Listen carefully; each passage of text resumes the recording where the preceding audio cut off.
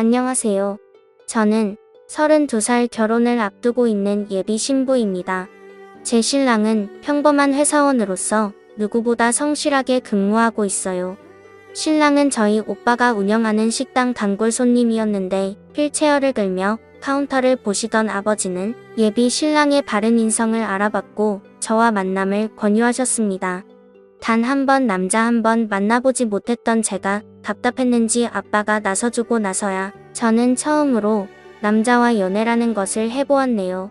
초등학교 5학년이 된 남동생은 벌써부터 얼마나 조숙한지 항상 누나 때문에 걱정이라고 아빠며 형이며 쌈 싸먹을 기세예요. 제 소중한 가족은 아빠로부터 비롯되었고 돌이켜보면 아빠와 저는 말로는 다 못다할 사연을 안고 있습니다. 이제부터 아빠와 저의 긴 이야기를 하고자 합니다. 저희 엄마는 젊을 적 빼어난 외모 덕분인지 재력 있는 아빠와 결혼해서 손에 물 하나 안 묻히고 사모님 소리 들어가며 사셨습니다. 저 역시 부모님 덕분에 4살 더 오래 오빠와 함께 부족한 것 없이 유복한 환경에서 자랐어요. 하지만 안타깝게도 저희 오빠 15살 저 14살 때 아빠는 병으로 세상을 떠나셨고 엄마는 저의 남매를 외로이 4년간 홀로 키우시다 엄마 밑에서 일하고 있던 어느 한 남자를 만나 불같은 사랑에 빠져 결혼하셨습니다. 얘들아 인사해. 앞으로 너희 아빠가 되실 분이야. 앞으로 아빠랑 잘 지냈으면 좋겠다라고 하시는데 저 오빠는 새아빠의 모습을 보고 한동안 정신이 멍해졌네요. 아직도 그 남자 아니 새아빠의 첫 만남을 잊을 수가 없습니다. 엄마와 7살 연하였던 무척이나 앳돼 보였던 새아빠 엄마는 아빠의 회사를 이어받아 경영에 참여하셨는데 새아빠는 신입 직원으로 들어와 엄마와 연이 닿았다고 합니다. 엄마가 재혼 당시에 35살이었는데 새아빠는 대학을 졸업해서 사회에 발 들여놓은 지 얼마 안 되는 28살에 불과했대요. 두 사람의 결혼이 알려지자 양가 부모님들은 격한 말들을 쏟아내었고 생각보다 더 반대가 거셌습니다. 애들 딸인 늙은 과부랑 결혼한다고 난리였고 새파랗게 어린 남자한테 재산 뺏긴다며 정신 차리라며 난리였답니다. 제 친오빠 역시 필사적으로 결혼을 반대하며 드러눕고 생떼를 썼습니다. 친아빠와 정이 각별했던 오빠는 엄마의 재혼을 인정할 수 없었던 것 같아요. 그렇지만 엄마와 새아빠는 모든 반대를 부릅쓰고 결국 결혼해버렸고 저희는 한 집에서 살게 되어버렸습니다. 당시 중학교 3학년이었던 오빠는 충격이 심했는지 점차 반항이 강도가 세졌고 어렸던 제게 늘상 이렇게 말하곤 했어요. 너 절대로 그 남자한테 아빠라고 부르지 마. 할머니도 그 남자 우리 엄마 돈 노리고 결혼한 거라고 했어. 어떻게 해서든지 그 남자를 우리 집에서 쫓아버려야 해라며 심신당부하듯 밀려두었고 그 덕분에 처음부터 저는 오빠의 반항에 덩달아 합류하게 되었습니다. 그러나 절대로 호락호락한 새아빠가 아니었네요. 저희 남매는 일부러 언니가 집안에 풍파를 일으켰고 기어코 엄마의 맘에 고의적으로 상처를 내었습니다. 급기야 오빠는 늘 친구들이랑만 몰려다니며 나쁜 짓을 일삼아 경찰서도 드나들었습니다. 엄마와 새아빠는 이에 마음 아파하며 오빠에게 관심을 기울였지만 돌아오는 건 배은망덕이었네요. 어느 날 오빠가 집안에 이딴가 비싼 물건들을 몽땅 털어 흔적도 없이 사라진 겁니다. 참 이걸 신고를 할 수도 없고 엄마는 그래도 아들이라고 오빠를 걱정하며 찾아 헤맸고 새아빠 역시 백방으로 돌아다녔습니다. 아빠가 이렇게 나으니 주변 새아빠의 어머니는 저희 엄마를 몰아세우며 소매 걷어붙이시고는 아니 어디서 그런 자식같지 않은 것을 달고 시집와 멀쩡한 사람 인생을 망치려 들어 더 이상 우리 아들 신세 망치는 꼴 못 보겠으니 아들과 절연을 하던지 아니면 이 남편과 이혼을 하던지 택해라며 선택을 종용하셨습니다. 그렇지만 아빠는 꿋꿋하게 그런 친인척들에게 철저하게 가족 일에 상관하지 말라고 했고 오빠를 끝까지 포기하지 않으며 저희 가족 곁에서 머무셨네요. 엄마가 그런 아빠에게 제일 고마워했지만 엄마는 그런 오빠로 인해 괴로워하며 결국 쇠약해져가 몸져눕는 날이 많아졌습니다.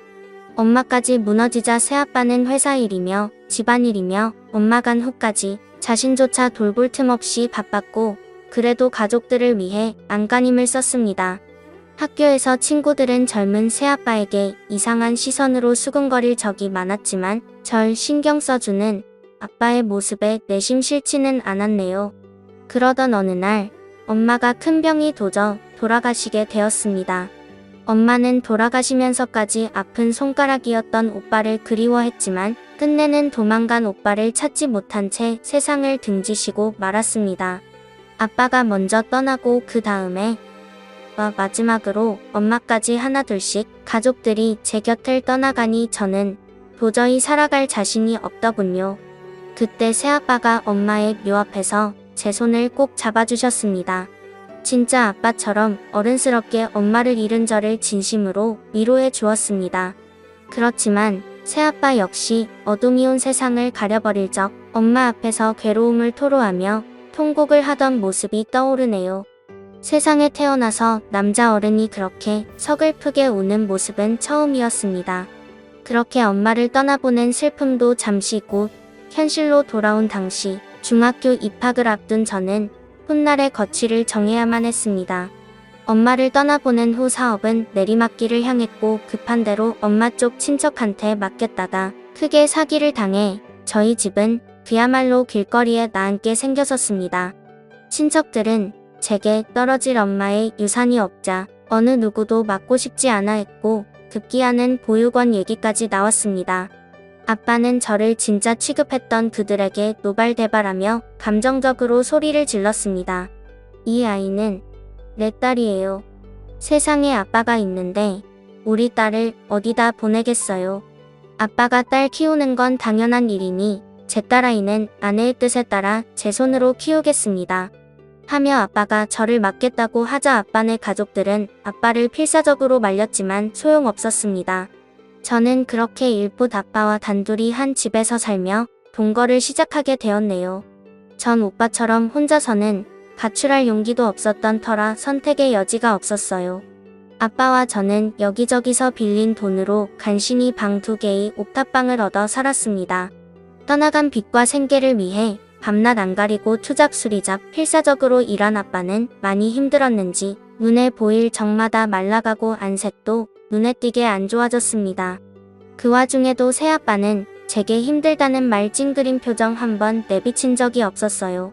늘 제 앞에서는 웃는 얼굴로 출근하기 전 항상 아침을 차려놓았고 저는 아빠 덕분에 학창시절 내내 아침을 거른 적이 거의 없게 되었습니다. 아침마다 메모장에 사랑해 우리 딸 오늘도 아빠랑 행복하자라는 사랑스러운 메시지도 꼭 잊지 않고 써주었네요. 아빠의 노력 덕분에 맘을 열기 시작했고 저희는 서로를 위해주며 꽤 잘 지내는 부녀 사이가 되었습니다. 하지만 세상은 저희에게 고운 시선만을 보내진 않았습니다. 젊은 16살 차에 아빠와 둘이 같이 사니 별별 엄한 소문이 다 돌더라고요. 사람들의 편견이 어찌나 심한지 심지어 학교 친구들이랑 담임 선생님마저도 제게 입에 담기도 불쾌한 관계로 오해하더군요. 그야말로 이상한 소문의 주인공이 되어버렸습니다. 글을 쓰고 있는 와중에서도 화가 나 차마 표현은 하지 않을게요. 그러던 중 다행스럽게도 저희한테 사기친 친척 사기꾼이 잡혔고 그나마 빚의 일부분을 덜 수 있어 살아갈 수 있게 되었네요. 아빠는 빚이 좀 청산되자 저를 정식으로 입양 신청을 했다는 호적에 올려놓았습니다. 법적인 서류가 참 뭔지 제가 진짜로 아빠의 친딸로서 인정받은 기분이더군요.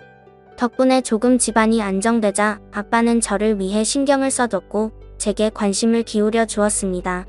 그러다 어떤 여자가 아빠를 향해 사랑의 큐피드를 날리기 시작했는데 바로 제가 다니고 있던 학원 선생님이었어요.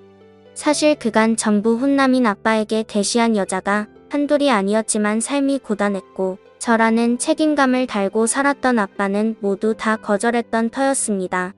하지만 이번에는 좀 달랐어요. 학원 선생님은 아빠에게 끈질기게 대시했고 제게도 협조를 구했습니다. 결국 아빠는 선생님을 받아들였고 엄마와의 결혼과는 다르게 만인의 축복 속에서 환영받는 결혼식을 했네요. 엄마 돌아가신 후 5년 후였고 제 나이 18살 고이였네요. 아빠가 엄마가 아닌 다른 여자랑 결혼을 한다고 생각하니 마음이 답답하고 씁쓸하더라고요.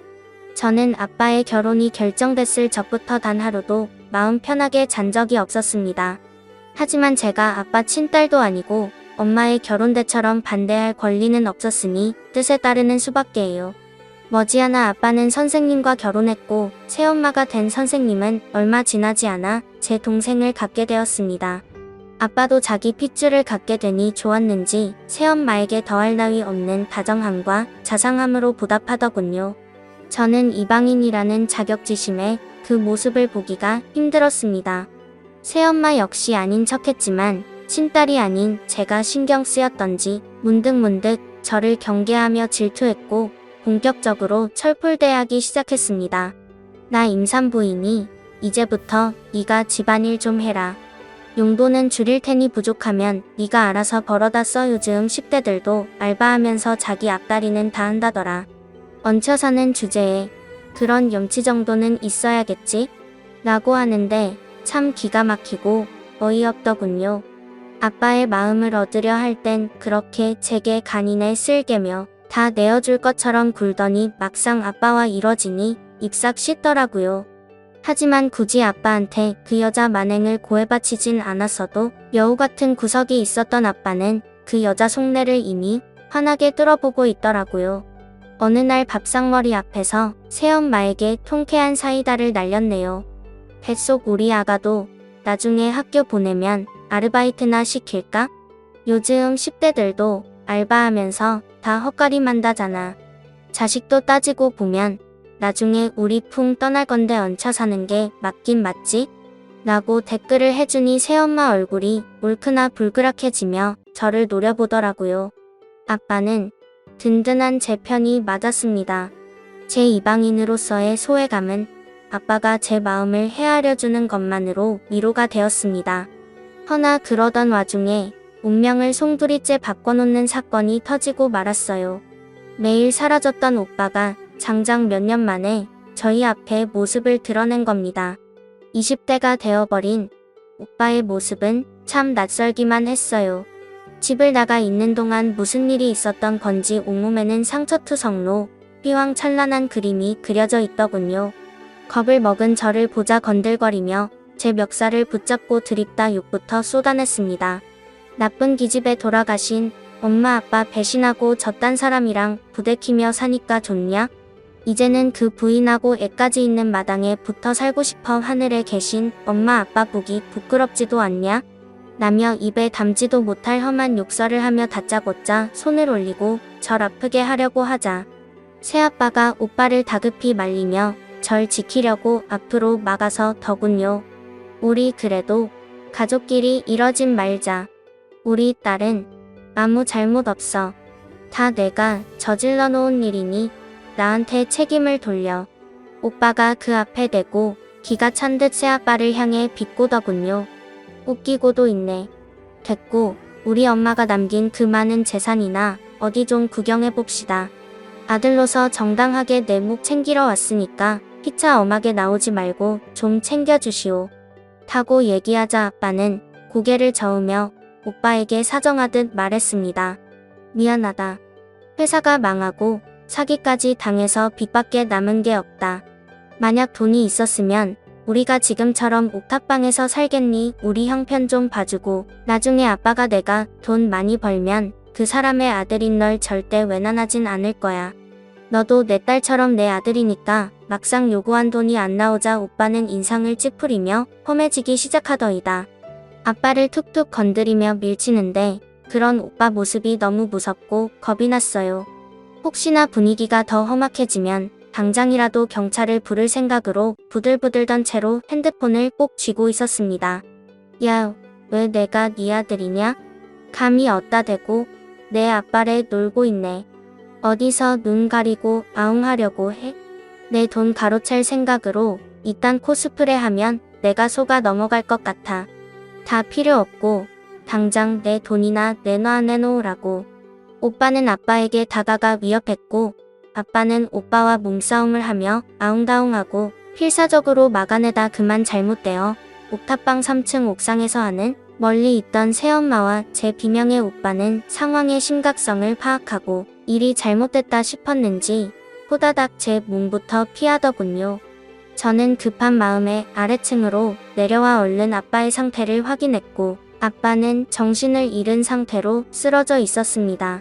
저는 아빠의 의식이 없다는 걸 깨닫고 덜덜 떨리는 손으로 119를 불렀고 아빠는 병원으로 이송되어 뇌타박상 및 뇌출혈로 인한 수술 끝에 중환자실에 입원하게 되었습니다.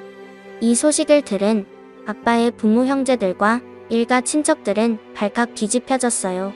에라이 이 못된 족속들 같으니라고 우리 아들 핏줄도 아닌 것들이 어디상으로 우리의 인생을 저렇게 망가뜨릴 수가 있어. 결국 내 아들 니네가 합심해 저렇게 만드니 이제 만족하냐? 이 썩을 것들아 마이의 배은망덕한 것 길에서 검은 머리 짐승은 거두지 말랬는데 불쌍해서 어떻게 아이고 내 아들 오빠의 같은 핏줄이라는 이유만으로 아빠가 저리 된 건 모든 게 제 탓이라고 하며 온갖 악담과 욕설을 쏟아부었습니다. 저를 재수없다며 아빠 곁에서 냅두치려는 사람들 앞에서 버티며 저는 끝내 아빠의 곁에서 떠나질 않았습니다. 아니 못했습니다. 미안해서 죄송해서 나물나라 발길이 떨어지질 않았습니다. 자칫 의식불명이 되어 식물인간으로 살아갈 수도 있는 충격적인 진단에 저는 하늘이 무너지는 것 같았습니다. 내 아빠는 제 하늘이었어요. 하늘의 존재 없이 저는 살아갈 수가 없었기에 아빠가 더 간절했습니다. 새엄마는 임산부였던 터라 병원 출입이 상가된 탓에 제가 아빠의 보호자임을 자처하고 곁으로 다가섰어요. 중환자실에 입원한 상태로 누워있는 아빠를 보고 울지 않으려 입술을 꽉 깨물었습니다. 떨리는 손으로 아빠의 손을 느껴보니 유난히 차갑더군요. 아빠의 입술이 이 세상 사람처럼 보이질 않았습니다. 언제나 뜨거운 두 손으로 제 손을 어루만지고 어깨를 다독여주던 아빠였는데 믿을 수가 없었습니다. 제게 늘 환한 웃음으로 맞아주던 든든한 제 편이었던 우리 아빠, 아이들 딸림과 부를 살아냈던 대가로 젊은 날의 생을 비난과 오해로 살아야만 했던 가엾던 내 아버지는 무진 세월 등지고 그렇게 세상과 이별할 준비를 하고 있었습니다. 아빠를 이렇게 보낼 수 없었던 생과 사가 갈리는 그곳에서 소중한 분이 삶의 간절함을 느낄 수 있게 매일 아빠의 손을 잡아주며 말을 걸어주었습니다. 이 고비만 넘기면 이번에는 내가 아빠를 위해서 살게 약속해. 아빠가 전부라고 알고 살아온 세상에 혼자 내버려 두지 마. 제발 나 버리지 마. 이렇게 나만 세상에 버려두고 절대 가면 안 된단 말이야. 아빠라고 아빠를 붙잡고 울부짖고 또 울부짖었네요. 아빠의 숨결이 와닿질 않아 가슴이 타들어갔습니다. 그런데 제 소망을 절대적인 분께서 응답이라도 해주셨던 건지 마침내 기적이 일어나고야 말았습니다. 어느 날 아빠가 의식을 차렸단 소식을 제일 먼저 듣게 되었습니다. 저는 한순간 지옥에서 천국으로 들어섰고 가슴이 벅차오르는 기쁨에 아빠에게 다가섰습니다. 의식을 회복한 아빠는 며칠 후 일반 병동으로 옮겼고 빠른 회복 속도를 보여갔습니다. 그러나 절대적인 그분은 야속하게도 모든 걸 다 내어주진 않더군요. 제 기도가 부족했던 건지 후유장애로 인한 팔다리 마비가 발생하게 되어버렸대요. 아빠는 재활 전문 병원으로 전원하였고 2년 정도를 재활치료에 힘썼으나 호전 없이 팔다리 마비가 잔전하는 상태가 계속되어 버렸습니다. 막대한 치료비는 다행히 보험을 들어놔서 영구적 후유장애를 인정받아 보험금을 지급받을 수 있었지만 모자른 금액은 또다시 빚을 지게 되어 치료비로 사용하게 되었네요. 제가 한심하게도 아빠를 돌보는 모습을 보고 아빠의 가족들은 어느새 제게 조금씩 마음을 열기 시작했습니다. 제게 힘내라는 말도 해주고 제가 피곤할까봐 싶어 교대로 병간호를 하자는 아빠의 형제들도 있었습니다. 말이라도 고마웠고 그걸로 전 이미 충분했네요. 아빠의 병간호로 인해 학교를 빠지는 시간이 많아져 저는 부득이하게 학교를 그만두고 아빠의 곁에서 시간을 함께 보냈습니다. 아빠는 제가 학업을 중단했다는 소식에 마음 아파했지만 아빠가 제 곁에 있어준 마당에 그가 학업은 아무래도 상관없었습니다. 그 사이 새엄마에게서 제 동생이 태어났고 저는 새 생명을 제 가족으로 맞게 되었네요. 아빠는 아들을 보며 뜨거운 눈물을 흘리더군요. 저와 새엄마 역시 우리 가족 모두 부둥켜 안고 얼마나 울었는지 모릅니다. 새엄마는 본격적으로 나가서 경제활동을 시작하였고 전 동생과 아빠를 돌보며 그렇게 정신없는 하루하루를 살았어요. 그러던 찰나 아빠가 경찰에 검거되었다는 소식을 듣게 되었습니다. 저는 아빠와 함께 오빠를 만나기 위해 경찰서로 갔어요. 오빠는 다행히 짐승이 아닌 인간이었는지 아빠의 상태를 보고 한순간 말을 못 잇다가 이내 무릎을 끊고 삐뚤게 나갔던 게 이럴 줄은 몰랐어요. 제가 저지른 죄의 대가 다 받을게요. 잘못했어요. 라고 아빠 앞에서 진심으로 죄를 뉘우치는 것 같았습니다. 하지만 아빠는 이미 이렇게 되어버렸고 아빠를 이렇게 만든 오빠를 이제는 제가 용서할 수가 없었어요. 오빠에게 달려들어 모진 말들을 쏟아내려 했지만 아빠가 말리시더군요. 힘들게 팔을 올리시며 오빠에게 손을 내미시는 아빠 바락바락 대드는 모습이 더욱 우리 아들 같은데 우는 모습은 너에게 안 어울려. 내가 중심을 잘못 잡아서 떨어진 내 실수였는데 왜 네가 죄책감을 가져. 자식이고 부모인데 용서하고 말게 어딨어. 괜찮으니 맘 쓰지마 하셨는데 오빠는 그 말에 또 무너지더군요. 어쩌면 이것이 아빠의 진정한 복수라면 복수였네요. 그것 때문에 오빠는 죄책감에 사는 게 힘들어 보였으니까요. 오빠는 아빠의 선처로 인해 가벼운 형을 받게 되었고 오빠는 아무리 아빠가 용서했다고 해도 훈련스러움에 마음을 잡을 길이 없었는지 군대 입대를 준비해 들어갔습니다. 건강하게 잘 다녀와라. 아빠가 기다릴게. 아빠가 그리 얘기를 하자 오빠는 처음으로 아빠에게 미소를 지어 보였네요. 아빠는 재활 훈련 끝에 그나마 팔과 손가락은 어느 정도 사용할 수 있게 되었습니다. 휠체어에 앉은 상태로 행여 저 힘들까봐 불편한 몸으로 제게 부담 주지 않게 노력하셨습니다. 아빠가 어느 정도 몸을 회복하자 저 역시 생활 전선에 뛰어들어 일을 했고 열심히 돈을 벌었네요. 몇 년 후에 제대한 오빠까지 경제활동에 뛰어들자 돈은 금세 모였고 조금씩 좋은 집으로 넓혀서 이사를 다녔습니다. 그리고 세월은 유수처럼 흘러 제가 좋은 사람을 만나 어느새 이기 신부가 되었네요. 원래 올해 결혼식을 올릴 예정이었는데 상황이 상황인지라 부득이하게 내년으로 미루게 되었어요. 근데 아빠는 벌써부터 긴장하고 계세요. 툭 하면 제 손을 잡고 들어가는 예행 연습을 하자고 하시는데 그 모습을 보며 식구들은 아빠를 놀리기 일쑤였네요. 그렇게 저희는 조금은 특별한 가족 형태로 살아왔지만 소중한 가족이라는 것만큼은 다 같은 맘이리라 생각합니다. 사실 아버지가 이런 모습으로 거듭나기까지 말로는 다 못다 할 일들이 더 많지만 너무 길어질 것 같아 이쯤에서 줄이겠습니다. 어릴 적부터 저를 안아주시고 품어주셨던 우리 아버지 진심으로 사랑합니다.